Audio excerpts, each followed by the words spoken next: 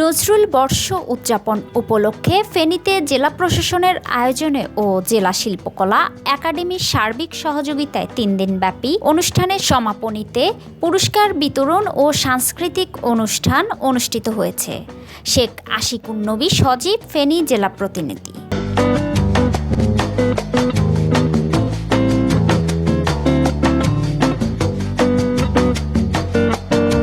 মঙ্গলবার শেষ দিনে সন্ধ্যায় জেলা শিল্পকলা একাডেমি মিলনায়তনে অনুষ্ঠানের প্রধান অতিথি ছিলেন অতিরিক্ত জেলা প্রশাসক মোহাম্মদ আল আমিন সরকার, জেলা কালচারাল অফিসার সুদীপ্তা চক্রবর্তী ও আবৃত্তি শিল্পী সৈয়দ আশরাফুল হক আরমানের সঞ্চালনায় অনুষ্ঠানে বিশেষ অতিথি ছিলেন অতিরিক্ত জেলা প্রশাসক রিফাত আসমা, জেলা প্রশাসক কার্যালয়ের সহকারী কমিশনার মোহাম্মদ ইকবাল হোসেন মুজিবুর রহমান, চয়ন বড়ুয়া, মোহাম্মদ শাহরিয়ার সজল, ফারদানা বিনতে জামান।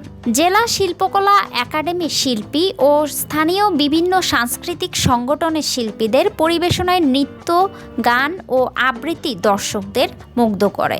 এ সময় নজরুল সঙ্গীত, আবৃত্তি ও নৃত্য প্রতিযোগিতায় বিজয়ীদের মাঝে পুরস্কার বিতরণ করেন অতিথিবৃন্দ।